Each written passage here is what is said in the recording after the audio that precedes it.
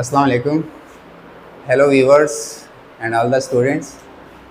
My name is Wajid Ali Khan और आज मैं आपको पढ़ाऊँगा सेकेंड ईयर क्लास की फ़िज़िक्स, जिसमें हम इंशाल्लाह सीरीज़ वाइज चैप्टर्स को डिलीवर करेंगे आपको। और आज जो हमारा फर्स्ट टॉपिक है वो है चैप्टर नंबर 15 के अबाउट, और हम इसका इंट्रोडक्टरी पार्ट आज डिस्कस करेंगे, इंट्रोडक्शन को डिस्कस करेंगे इसके, और देखेंगे कि इस चैप्टर में जो मतलब पर्टिकुलर कॉन्सेप्ट्स हैं उनको अंडरस्टैंड करेंगे। आते हैं सीधा लेक्चर की तरफ।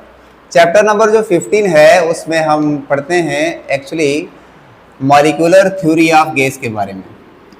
चैप्टर का जो नाम है उसको हम याद करते हैं मॉलिक्यूलर थ्योरी ऑफ गैस।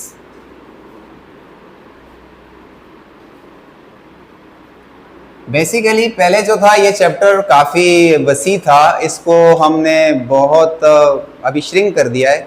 इस चैप्टर को हमने डिवाइड कर दिया है डिफरेंट पार्ट में, एज यू ऑल नो।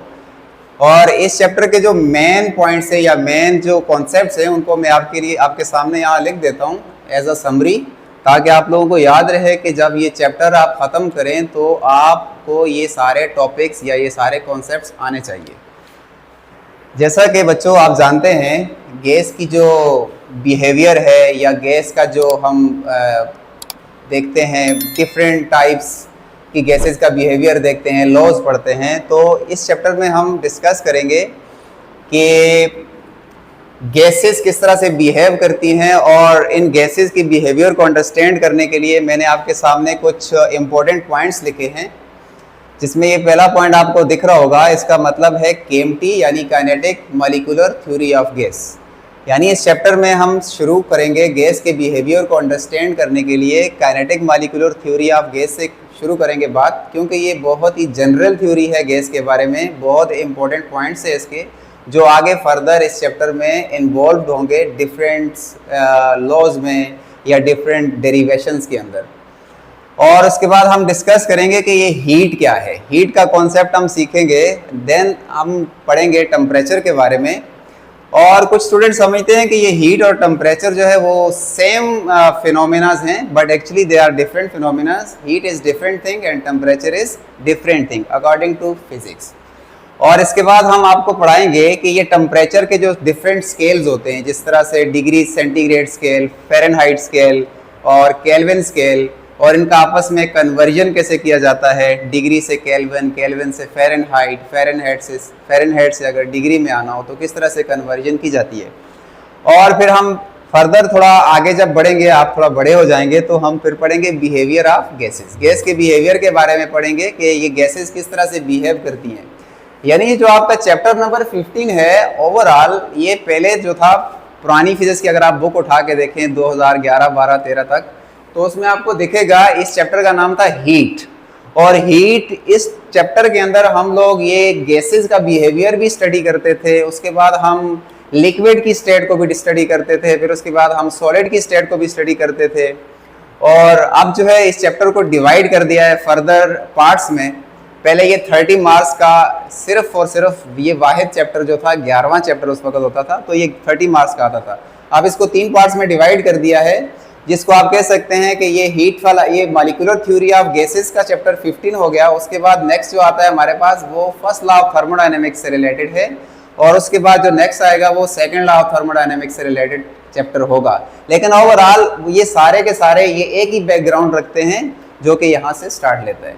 तो इसलिए अगर बच्चा जो है चैप्टर नंबर 15, 16, 17 को बहुत अच्छे से समझना चाहता है तो उसको चाहिए कि इस चैप्टर पे वो ज़्यादा एफर्ट करे, इस चैप्टर को ज़्यादा अंडरस्टैंड करे, क्योंकि इसके अंदर बहुत ही बेसिक कॉन्सेप्ट्स हैं जो अगले चैप्टर में काम आते हैं। ठीक है, तो शुरू करते हैं। सबसे पहले मैं आपको पढ़ाता हूँ कि ये केएमटी क्या है। सही है, kinetic molecular theory of gas. इसका पूरा जो एब्रिविएशन है वो है kinetic molecular theory of gas. Kinetic molecular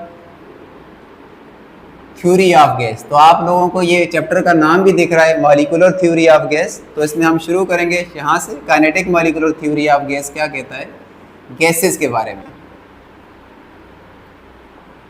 तो ये एक जनरल थ्योरी है, इसमें कुछ पॉइंट्स हैं बहुत इंपॉर्टेंट, जिनको हम डिस्कस करेंगे फिजिक्स के पॉइंट ऑफ व्यू से। वैसे तो बच्चों ने ये फर्स्ट ईयर केमिस्ट्री में भी कुछ पढ़े होते हैं, बट हमें जो नीड है इनकी अंडरस्टैंड करने की, वो उनको हम अंडरस्टैंड करेंगे इंशाल्लाह। 5-6 पॉइंट है इसके, और फिर फर्दर आगे चलेंगे हीट और टेम्परेचर की तरफ। तो पॉइंट नंबर 1 मैं डायरेक्ट लिख देता हूँ कि केएमटी का जो पहला पॉइंट है वो ये कहता है कि जो गैस के मॉलिक्यूल्स होते हैं, ऑल गैसेस या ऑल गैस मॉलिक्यूल्स जो होते हैं वो हमेशा always in random motion, gas के मॉलिक्यूल हमेशा रैंडम मोशन परफॉर्म करते हैं। रैंडम मोशन से मुराद जिगजैग मोशन या ब्राउनियन मोशन भी कहते हैं इसको। जैसे गैस एक सिस्टम के अंदर, हम एक सिस्टम तस्वर करें और इस सिस्टम के अंदर हम अगर गैस को कन्फाइंड कर दें और गैस का अगर हम पाथ ट्रेस करें, गैस के मॉलिक्यूल्स का पाथ ट्रेस करें, तो हमें पता चलता है कि गैस के मॉलिक्यूल टकराते हैं, फिर मुड़ जाते हैं, फिर टकराते हैं, फिर मुड़ जाते हैं, फिर टकराते हैं, फिर मुड़ जाते हैं। तो इस किस्म की जो इनका जो पाथ या इनकी जो मोशन हमें देखने को मिलती है उसी को हम कहते हैं रैंडम मोशन या zigzag motion. For time being आपको लगता होगा कि इसका हमें क्या फायदा होगा, लेकिन आगे चल के आपको पता चलेगा कि ये ब्राउनियन मोशन से हमें बहुत कुछ सीखने को मिलता है। इससे हमारे बहुत अच्छे अच्छे कॉन्सेप्ट क्लियर होते हैं। नेक्स्ट जो है हमारे पास दूसरा टॉपिक है, दूसरा पॉइंट है, वो ये कहता है चूंकि गैस के मॉलिक्यूल मोशन में होते हैं, गैसेस का बिहेवियर आपको समझना पड़ेगा as compare to solid and liquid. Solid और लिक्विड भी मैटर की दो इकसाम है, गैस भी मैटर की एक इकसाम है, लेकिन गैसेस के मॉलिक्यूल के बीच में कोई फोर्स ऑफ अट्रैक्शन और रिपल्जन नहीं होता। हर मॉलिक्यूल इंडिविजुअली आज़ाद होता है कि वो अपनी मर्जी से मूव कर रहा है, बस कोलिजन करते हैं मॉलिक्यूल।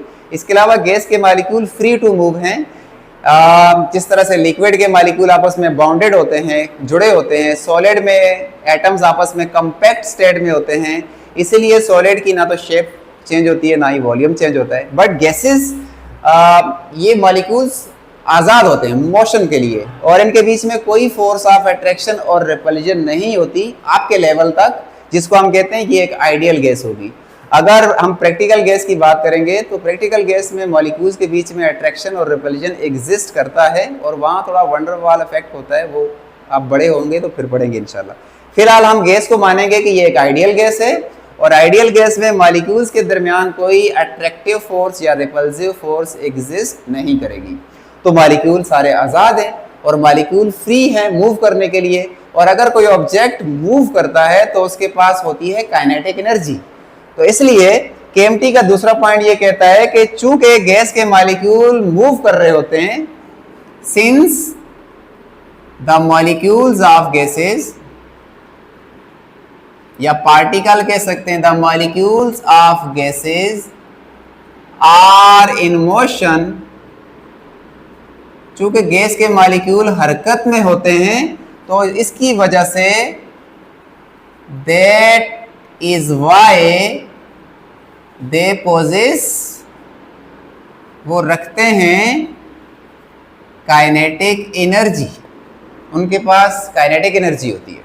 और ये काइनेटिक एनर्जी मॉलिक्यूल्स की डिपेंड करेगी। काइनेटिक एनर्जी का फार्मूला सारे बच्चे जानते होंगे। काइनेटिक एनर्जी का फार्मूला होता है half mv²।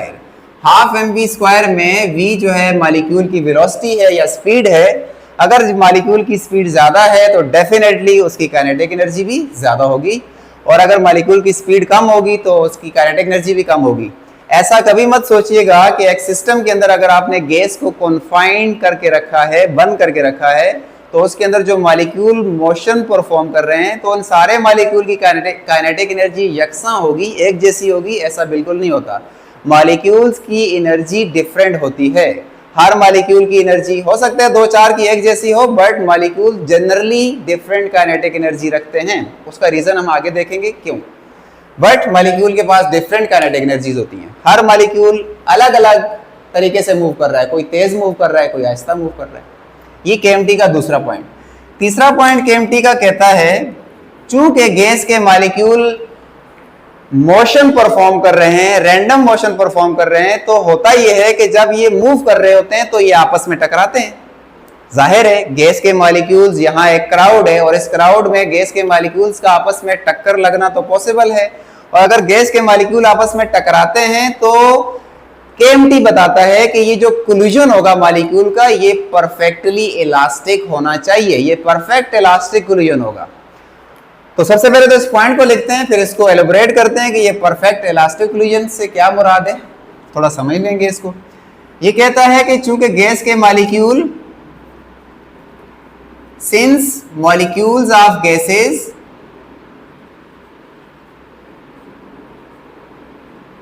Collide with each other, collide with each other, फिलहाल तो ये आपस में टकराते हैं तो मैं उसको डिस्कस कर रहा हूं, बाद में ये दीवार पर भी टकराएंगे सिस्टम की, वो अलग से डिस्कस कर लेंगे। तो since molecule of gases collide with each other, this या दीज कोलिजन्स, ये जो कोलिजन्स होंगे इनके, ये जो तसादम होगा इनका आपस में, must be elastic in nature, ये कोलिजन इलास्टिक इन नेचर होगा। क्या है इलास्टिक कोलिजन? इलास्टिक कोलिजन से मुराद एक सिस्टम आप दोबारा तस्वर करें, मान लें कि मेरे पास ये एक सिस्टम है और इस सिस्टम के अंदर कुछ गैस के पार्टिकल्स मौजूद हैं। हम इस मॉलिक्यूल पे ध्यान देते हैं, इस वाले मॉलिक्यूल पे और इस वाले मॉलिक्यूल पे।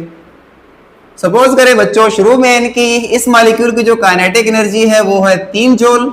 मैंने ये मान लिया कि ये जो मॉलिक्यूल है यार इसकी काइनेटिक एनर्जी 3 जूल है और इस मॉलिक्यूल की काइनेटिक एनर्जी है 5 जूल। ओवरऑल इसकी अगर काइनेटिक एनर्जी 3 जूल है तो डेफिनेटली इसकी जो मोशन होगी वो थोड़ा स्लो होगी as compare to this one, क्योंकि इसकी एनर्जी है 5 जूल। लेकिन मैं अगर आपसे बोलूं कि इस सिस्टम के अंदर ये जो 2 मॉलिक्यूल्स हैं, इस सिस्टम के अंदर ओवरऑल कितनी एनर्जी रखते हैं ये, तो आपका आंसर होगा कि सर सिस्टम की एनर्जी कितनी है, 8 जूल। अब ये मॉलिक्यूल इन केस ये जाता है और इस मॉलिक्यूल से जाके टकरा जाता है।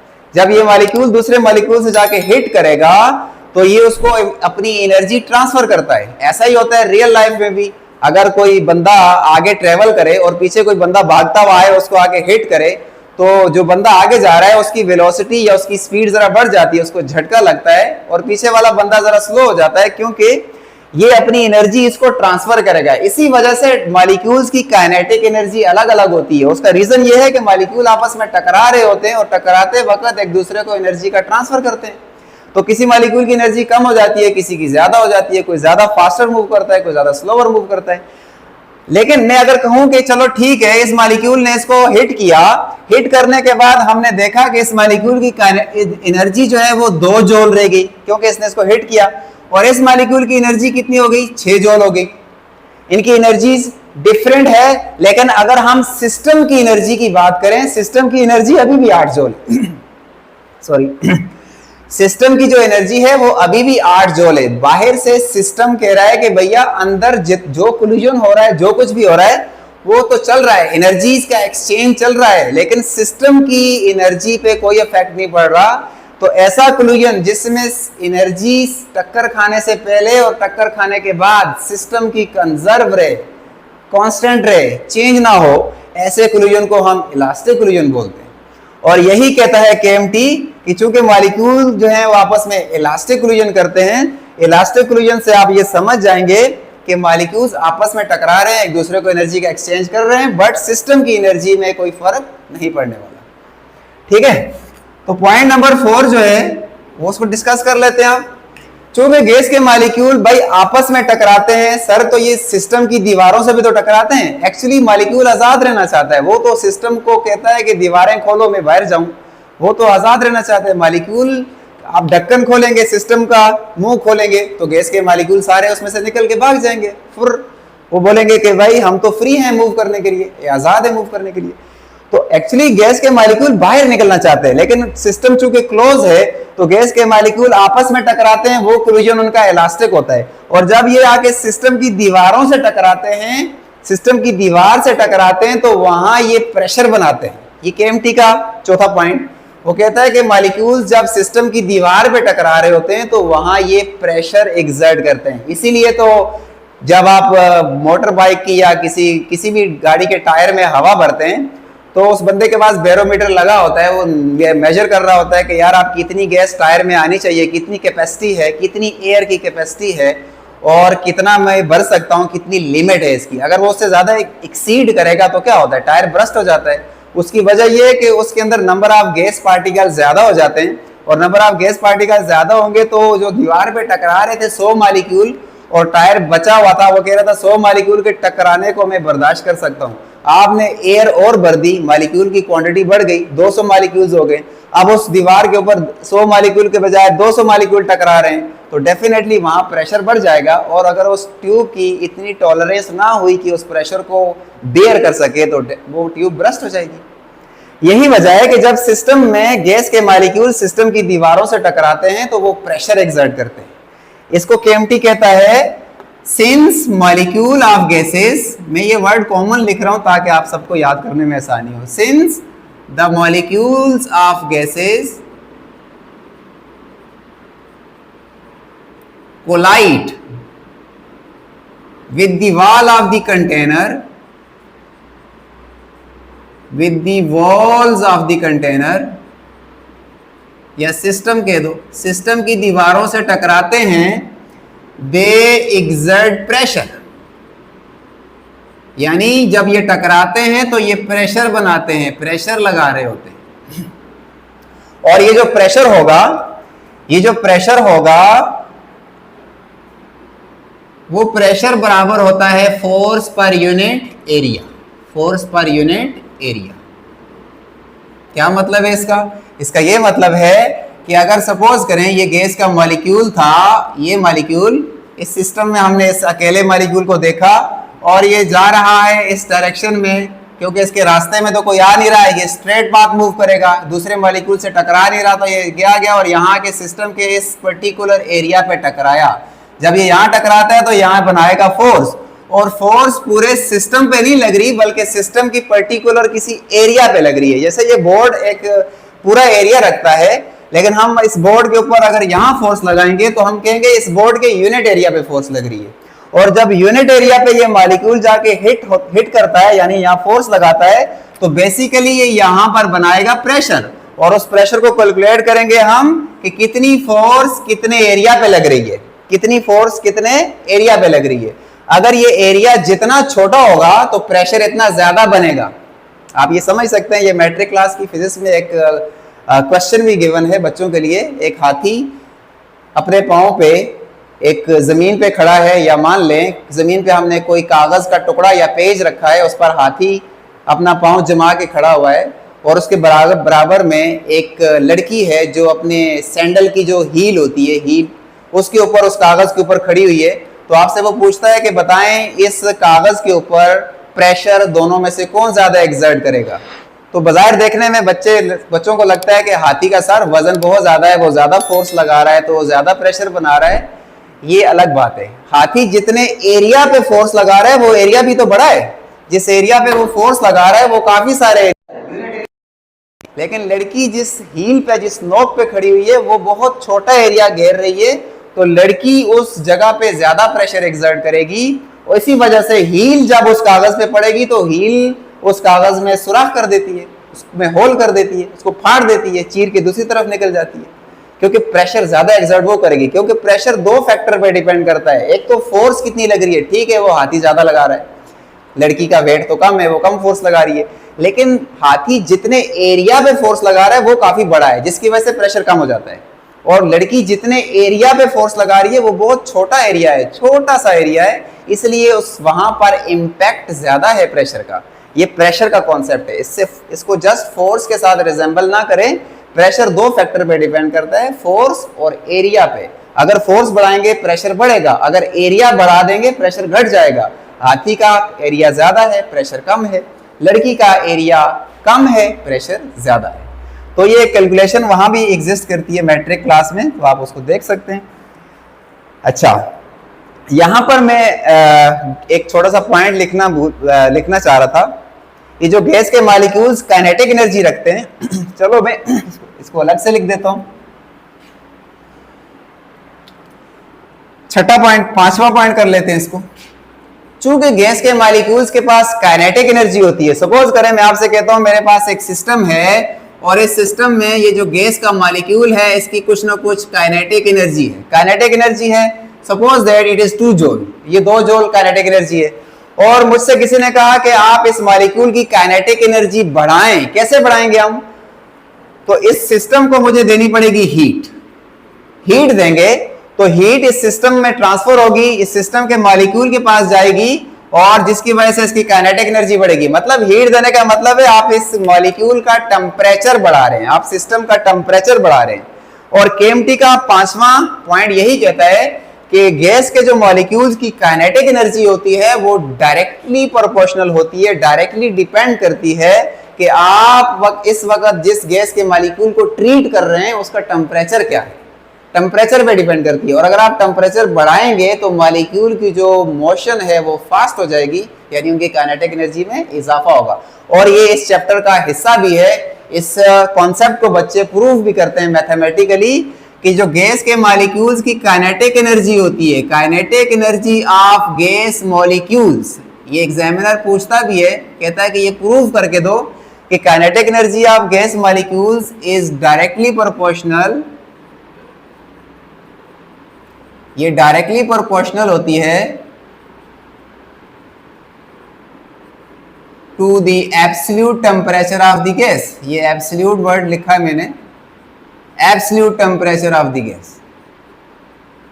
Absolute temperature Kelvin temperature, Kelvin scale वाले टेम्परेचर को बोलते हैं। जब आप टेम्परेचर के स्केल्स पर आएंगे तो वहां हम आपको सिखाएंगे कि ये एब्सोल्यूट का कॉन्सेप्ट क्या है। बट ओवरऑल बात यह है कि अगर आप गैस के मॉलिक्यूल की काइनेटिक एनर्जी बढ़ाना चाहते हैं तो आप इस गैस के मॉलिक्यूल का टेम्परेचर बढ़ा दें, और टेम्परेचर बढ़ाने का जो मेथड है वो इस सिस्टम को हीट कर दें। आप हीट करेंगे, इसका टेम्परेचर डेफिनेटली इंक्रीज करेगा, ये हीट इंटरनल एनर्जी में बदलेगी, यहाँ सिस्टम के पास इंटरनल एनर्जी में इसका टेम्परेचर चेंज होगा, टेम्परेचर चेंज होगा तो उसकी काइनेटिक एनर्जी पे भी फर्क पड़ेगा, वो भी चेंज हो जाएगी। क्योंकि काइनेटिक एनर्जी जो होती है गैस के मॉलिक्यूल्स की वो डायरेक्टली प्रोपोर्शनल होती है टेम्परेचर के। ये फैक्टर जो है या ये इक्वेशन जो है मैथमेटिकली प्रूव भी करनी पड़ती है आगे। तो बच्चों ये केएमटी के कुछ खास पॉइंट्स थे, और भी बहुत सारे पॉइंट्स थे केएमटी के, बट हमारे लिए ये इंपॉर्टेंट है। आगे free path, mean free path की भी बात करता है केएमटी, बट वो केमिस्ट्री के लिए इंपॉर्टेंट है। जब हमें जरूरत पड़ेगी free path, mean free path की तो हम उस पर डिस्कस करेंगे। फिलहाल मैं थोड़ा आपको मतलब थोड़ा इंट्रोडक्शन देना चाहता हूँ हीट और टेम्परेचर के बारे में, कि ये हीट और टेम्परेचर क्या है। इसके बारे में थोड़ा इंट्रोडक्टरी टॉपिक होगा हमारा, फर्दर डिटेल में हम इंशाल्लाह नेक्स्ट वीडियो में डिस्कस करेंगे। तो हीट और टेम्परेचर के बीच में कुछ देखते हैं डिफरेंसेस कि हीट क्या है और टेम्परेचर क्या है। फिजिक्स क्या कहता है हीट और टेम्परेचर के हवाले से। आप ये सब स्क्रीनशॉट वीडियो पॉज करके इसके जो है स्क्रीनशॉट ले सकते हैं, और उसके बाद फिर आगे हम चलेंगे। तो डिफरेंसेस लिख लेते हैं कि हीट और टेम्परेचर में क्या फर्क है। What is heat and what is temperature.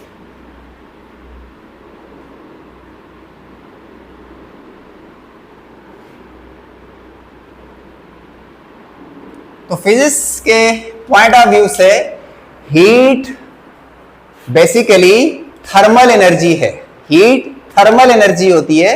कुछ लोग हीट को डिफाइन करते हैं कि heat is the form of energy which transfer from one object to another object due to temperature difference. Even आपकी किताब में भी ये डेफिनेशन होती है, चलो ठीक है चलता है ये, बट हीट जो है वो फॉर्म ऑफ एनर्जी नहीं होता। हीट जो है basically is the way of transfer of energy. Heat जो है एनर्जी को ट्रांसफर करने का एक जरिया है, एक रास्ता है, एक तरीका है। हीट ऐसे ही काम करता है जैसे आप कहते हैं वेव। सर वेव एक फिनोमेना है जिससे हम एनर्जी को ट्रांसफर करते हैं एक पॉइंट से दूसरे पॉइंट पर।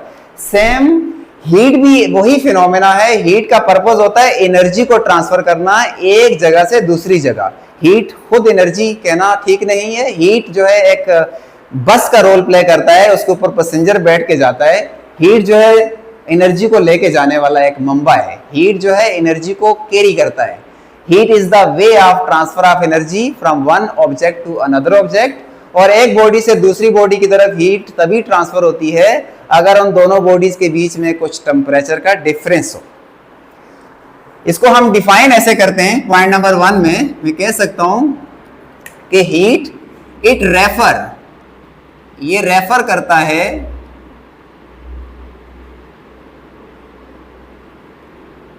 The amount of thermal energy, the transfer of thermal energy. ये थर्मल एनर्जी को ट्रांसफर करने का एक तरीका है, हीट के अंदर थर्मल एनर्जी।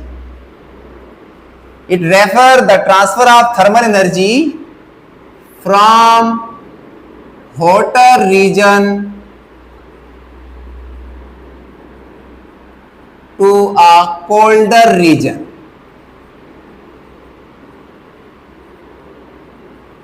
यानी हीट एनर्जी को ट्रांसफर करने का एक तरीका है, और ये एनर्जी ट्रांसफर दो बॉडीज के बीच में तभी होती है अगर एक बॉडी अगर हॉटर है और एक बॉडी कोल्डर है। जिस तरह से आपके पास एक चाय का कप और एक पानी का ग्लास, और अगर आप उसको एक सिस्टम में बंद करके चले जाएं, एक घंटे बाद आधे घंटे बाद घूम फिर के वापस आएं, तो आप क्या ऑब्जर्व करेंगे? आप ये देखेंगे कि चाय का कप सर ठंडा हो गया और पानी जो ठंडा था वो तकरीबन थोड़ा गर्म हो गया या बैलेंस हो गया है। और इसका मतलब ये हुआ कि हीट जो है चाय से ट्रांसफर हुई है पानी की तरफ, ये हॉटर रीजन से कोल्डर रीजन की तरफ ट्रांसफर होती है ये एनर्जी, और ये एनर्जी तब तक ट्रांसफर होती रहेगी एक बॉडी से दूसरी बॉडी की तरफ, हॉटर रीजन से कोल्डर रीजन की तरफ, जब तक इन दोनों बॉडीज के बीच में टेम्परेचर का डिफरेंस जीरो ना हो जाए। और जब इन दोनों बॉडीज के बीच में टेम्परेचर का डिफरेंस जीरो हो जाता है तो हम कहते हैं कि अब ये दोनों बॉडीज थर्मल इक्विलिब्रियम वाली स्टेट पर एग्जिस्ट करती हैं, इसलिए इन दोनों बॉडीज के बीच में ट्रांसफर ऑफ हीट या ट्रांसफर ऑफ एनर्जी रुक जाएगा। ये है कॉन्सेप्ट थर्मल एनर्जी का या हीट का। हीट जो है एक प्रोसेस है एनर्जी को ट्रांसफर करने का, और ये एनर्जी ट्रांसफर होती है हॉटर रीजन से कोल्डर रीजन की तरफ। जबकि टेम्परेचर क्या है? Temperature on the other hand, इसको हम डिफाइन करते हैं कि the degree of the measurement, ये मेजरमेंट है, ये नाप तोल है, ये नापना और तोलना है। The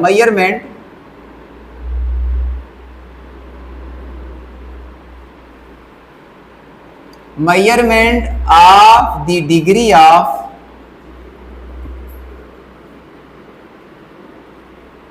hotness or coldness of a body।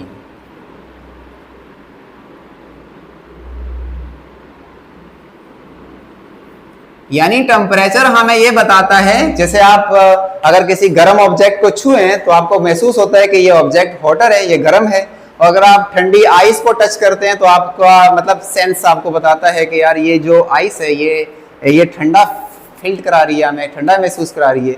और गर्म ऑब्जेक्ट को छूते हैं तो वो आपको गर्म महसूस कराता है।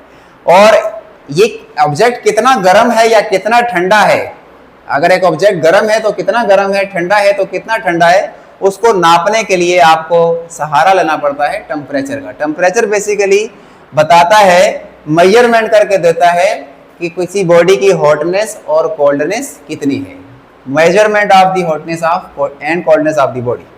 दूसरा पॉइंट ये है हीट का। अब देखो हीट को तो हमने जनरली डिफाइन कर दिया है, और एक और डेफिनेशन भी है हीट की, बड़ी अप्रोप्रिएट डेफिनेशन है, उसको हम माइक्रोस्कोपिक लेवल पे डिफाइन करते हैं। ये मैक्रोस्कोपिक कह सकते हैं। माइक्रोस्कोपिक लेवल पे जब हम डिफाइन करते हैं, चूंकि हम गैसेस का चैप्टर पढ़ रहे हैं तो गैस के मॉलिक्यूल्स पार्टिकल बड़े छोटे छोटे होते हैं, तो अगर मुझे गैस के बिहेवियर को देखते हुए हीट को डिफाइन करना हो कि गैस के मॉलिक्यूल के पास हीट है या इंटरनल एनर्जी है या टेम्परेचर है व्हाटएवर, तो मुझे अगर इसको माइक्रोस्कोपिक लेवल पे डिफाइन करना हो, छोटे पैमाने पे छोटे लेवल पे डिफाइन करना हो, तो मैं डिफाइन करता हूं हीट को यानी in microscopic point of view. Microscopic point of view से अगर मैं हीट को डिफाइन करूं, heat is the total translatory kinetic energy, translatory kinetic energy and potential energy of the system या of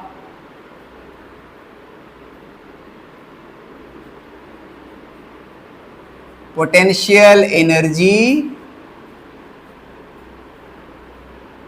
of molecules of a system। एक system के अंदर जो मॉलिक्यूल की टोटल काइनेटिक एनर्जी होती है और पोटेंशियल एनर्जी होती है, वो आपके पास कॉन्सेप्ट देती है हीट का माइक्रोस्कोपिक लेवल पे। चलो डायग्राम से समझो इस बात को कि क्या कहता है।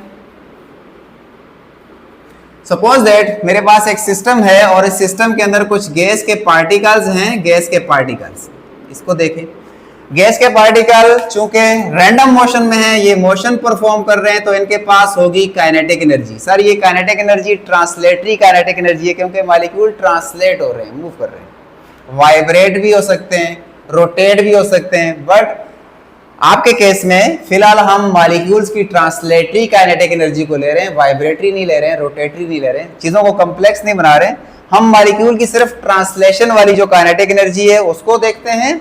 और साथ साथ मॉलिक्यूल चूंकि डिफरेंट पोजीशन पर मौजूद हैं, डिफरेंट हाइट पर मौजूद हैं, और हाइट की वजह से मॉलिक्यूल के पास पोटेंशियल एनर्जी भी होती है इस केस में। तो पोटेंशियल एनर्जी भी मॉलिक्यूल्स के पास एग्जिस्ट करती है और काइनेटिक एनर्जी भी एग्जिस्ट करती है। और अगर मैं इस पोटेंशियल एनर्जी और काइनेटिक एनर्जी को सम कर दूं तो ये टोटल एनर्जी जो मेरे पास आएगी, इसी को हम कहते हैं ये हीट है। सिस्टम के पास कितनी काइनेटिक एनर्जी, कितनी पोटेंशियल एनर्जी है, वो सारी काइनेटिक एनर्जी और पोटेंशियल एनर्जी को अगर मैं ऐड अप कर दूं तो वो मेरे पास माइक्रोस्कोपिक लेवल पे डिफाइन करता है हीट को। On the other hand temperature क्या होता है? माइक्रोस्कोपिक लेवल पे टेम्परेचर को हम डिफाइन करते हैं कि ये एवरेज ट्रांसलेटरी काइनेटिक एनर्जी है, एवरेज ना टोटल। देखें हीट के लिए हमने वर्ड यूज किया है, heat is the total translatory kinetic energy and potential energy of molecules of a system. एक सिस्टम के मॉलिक्यूल्स की टोटल काइनेटिक एनर्जी और टोटल पोटेंशियल एनर्जी को जब सम अप करेंगे आप तो वही हीट बनेगी। जबकि टेम्परेचर क्या होता है? The average translatory kinetic energy, the average translatory kinetic energy of the molecules of a system. एक सिस्टम के मॉलिक्यूल्स की जो एवरेज जो काइनेटिक एनर्जी होती है, एवरेज, वही टेम्परेचर बनता है। एवरेज काइनेटिक एनर्जी टेम्परेचर के बराबर होती है, यानी ये डायरेक्टली प्रोपोर्शनल होती है टेम्परेचर के। यही फैक्टर हमने पहले भी लिखा था, यहाँ देख लें, ये एवरेज काइनेटिक एनर्जी टेम्परेचर के बराबर होती है। थोड़ा कॉन्सेप्ट इसका बच्चों देख लें, शायद ये बात आप लोगों को कंफ्यूज करती होगी कि ये सर टोटल काइनेटिक एनर्जी और एवरेज काइनेटिक एनर्जी का कॉन्सेप्ट क्या है। तो थोड़ा जनरल प्रोसेस करते हैं, उसमें आप समझें कि क्या हो रहा है। सपोज दैट मेरे पास ये कुछ 2-3 मॉलिक्यूल्स हैं और इन 2-3 मॉलिक्यूल्स की मैंने काइनेटिक एनर्जी आपको दे रखी है 2 जूल, और इसकी काइनेटिक एनर्जी दे रखी है 3 जूल, और इसकी काइनेटिक एनर्जी दे रखी है 4 जूल। ये भी मान के चलो कि इस मॉलिक्यूल के पास पोटेंशियल एनर्जी है 1 जूल और इसके पास है 2 जूल, और मान लें इसके पास है अगेन इसके बाद भी 1 जूल ही मान लें। तो मुझसे किसी ने कहा कि इस सिस्टम की मुझे हीट बताएं, तो according to definition microscopic level पे हीट को हमने डिफाइन किया है कि आप मॉलिक्यूल्स की टोटल काइनेटिक एनर्जी निकालें। तो अगर मैं टोटल काइनेटिक एनर्जी निकालता हूं, टोटल काइनेटिक एनर्जी सारे मॉलिक्यूल की 2 जूल, 3 जूल, 4 जूल मिलाकर हो गई है 9 जूल। और अगर मैं पोटेंशियल एनर्जी की बात करता हूं तो पोटेंशियल एनर्जी आ रही है 1, 2 एंड 4 यानी 4 जूल। और अगर मैं इस काइनेटिक एनर्जी और पोटेंशियल एनर्जी को सम अप करता हूं तो यह आ जाएगा 30 जूल, और यही रिप्रेजेंट कर रहा है हीट को। दिस इज हीट, यानी सिस्टम के पास इस वक्त कितनी हीट है? 13 जूल। सिस्टम की जो इंटरनल एनर्जी भी कहलाता है। जबकि टेम्परेचर का कॉन्सेप्ट अगर आप देखें, इन्हीं 3 मॉलिक्यूल्स को कंसीडर करें, इसकी काइनेटिक एनर्जी सपोज करें, इसकी काइनेटिक एनर्जी है 2 जूल, इसकी काइनेटिक एनर्जी है 3 जूल, इसकी काइनेटिक एनर्जी है 4 जूल, और टेम्परेचर के केस में मैंने पोटेंशियल एनर्जी का जिक्र नहीं किया। टेम्परेचर के केस में सिर्फ हम मॉलिक्यूल्स की एवरेज काइनेटिक एनर्जी निकालते हैं, पोटेंशियल एनर्जी का यहाँ कोई जिक्र नहीं है, और वो भी एवरेज। तो अगर मुझसे किसी ने कहा इन मॉलिक्यूल की काइनेटिक एनर्जी बताएं, तो टोटल काइनेटिक एनर्जी हो गई 2 joule, 3 joule, 4 joule, overall 9 joule. अगर इस काइनेटिक एनर्जी का मैं एवरेज निकालूंगा, एवरेज निकालने के लिए मुझे इस 9 जूल को डिवाइड करना पड़ेगा इन 3 मॉलिक्यूल के ऊपर, divided by 3 number of molecules के ऊपर। तो ये एवरेज काइनेटिक एनर्जी मेरे पास आ रही है 3 जूल, यानी कि ओवरऑल 3 जूल। यानी ये 3 जूल जो है ये टेम्परेचर को रिप्रेजेंट करेगा। वैसे तो जूल तो हीट का यूनिट है और टेम्परेचर का यूनिट केल्विन होता है, बट जो एवरेज काइनेटिक एनर्जी होती है उसी को हम कहते हैं ये सिस्टम का टेम्परेचर होगा। यानी इसके हिसाब से टेम्परेचर कैलकुलेट किया जाएगा कि सिस्टम का टेम्परेचर कितना है। देखें सिस्टम की हीट 13 जूल है, सिस्टम की हीट 13 जूल है, लेकिन इसका टेम्परेचर इस 3 जूल एवरेज काइनेटिक एनर्जी के हिसाब से कैलकुलेट करना पड़ेगा। This is the major difference between heat and temperature. Okay बच्चों, तो देखें हमने ये 2 पॉइंट्स देखे हैं हीट और टेम्परेचर के बीच में। पॉइंट नंबर 3 आगे थोड़ा सा इजी है, आप खुद समझ सकते हैं।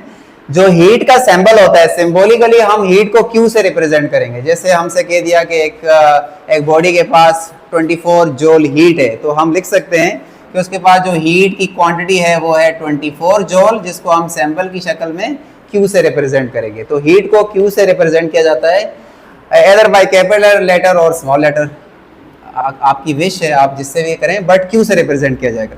जबकि हमारे पास जो हीट है उसका फर्दर डिफरेंस, तो हीट को नापते किस में है, तो हीट का जो यूनिट होता है, हीट का जो यूनिट है यानी एसआई यूनिट, सिस्टम इंटरनेशनल में हीट को नापा जाता है, heat is measure in joule, इसको जूल में नापा जाता है। जूल जो है वो साइंटिस्ट का नाम है, एनर्जी का यूनिट जूल होता है, तो हीट का यूनिट भी जूल है, क्योंकि हीट का काम ही एनर्जी को लेके जाना है। हीट की कोई अपनी पहचान नहीं है, हीट एनर्जी को लेके जाने वाला कैरियर है, इसलिए इसका यूनिट जूल होगा। जबकि टेम्परेचर का यूनिट जो होता है, टेम्परेचर का जो एसआई यूनिट होता है, एसआई सिस्टम में हम टेम्परेचर को नापेंगे केल्विन में। केल्विन स्केल भी पढ़ेंगे आप, तो केल्विन टेम्परेचर में नापा जाता है कि कितने केल्विन टेम्परेचर है। वैसे तो टेम्परेचर के अच्छा अदर यूनिट भी लिख देते हैं। हीट के जो है अदर यूनिट्स अगर आप लिखना चाहें तो अदर यूनिट्स या यूनिट जो है वो कैलोरी होता है। कैलोरी, एनर्जी का जो अदर यूनिट होता है या हीट का जो अदर यूनिट होता है वो कैलोरी होता है। शायद 1 कैलोरी में होता है 4.2 जूल, 1 कैलोरी में 4.2 जूल होते हैं। जबकि टेम्परेचर के जो अदर यूनिट्स होते हैं वो सेंटीग्रेड यानी डिग्री स्केल वाला सेंटीग्रेड भी होता है एंड फ़ारेनहाइट।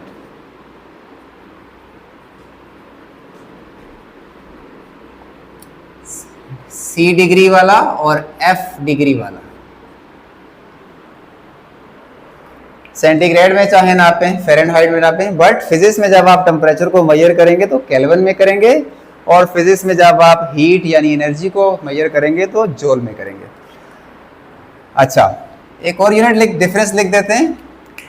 जो हीट को हम नापते हैं, मतलब जो जिस इंस्ट्रूमेंट से हम हीट की क्वांटिटी को नापते हैं, किस इंस्ट्रूमेंट से नापते हैं, तो हीट को हम नापते हैं, heat is measured with the help of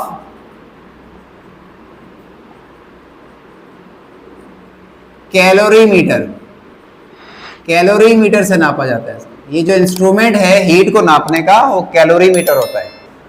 जबकि टेम्परेचर को नापने के लिए आपको चाहिए थर्मोमीटर। ये तो आप वाकिफ होंगे इससे, थर्मोमीटर से हम टेम्परेचर नापते हैं। ठीक है, तो ये था ओवरऑल डिफरेंस हीट और टेम्परेचर में। इंशाल्लाह हम नेक्स्ट वीडियो में डिस्कस करेंगे टेम्परेचर के स्केल्स को बड़ी अच्छी डिटेल में, कि ये टेम्परेचर के जो स्केल्स हैं, डिफरेंट स्केल्स कैसे एग्जिस्ट करते हैं, Celsius scale, Fahrenheit scale and kelvin scale, और इनका आपस में रिलेशनशिप क्या है। सेमिनार बहुत अच्छा क्वेश्चन भी बनाता है, उसको भी इंशाल्लाह हम देखेंगे, और इसके बहुत इम्पोर्टेंट कॉन्सेप्चुअल जो हैं वो क्वेश्चंस बनते हैं, MCQs भी बनते हैं, यानी स्टूडेंट्स के लिए सेकेंड ईयर के। और तो ये इंपॉर्टेंट टॉपिक है, इसको इंशाल्लाह नेक्स्ट क्लास में डिस्कस करेंगे। अल्लाह हाफ़िज़।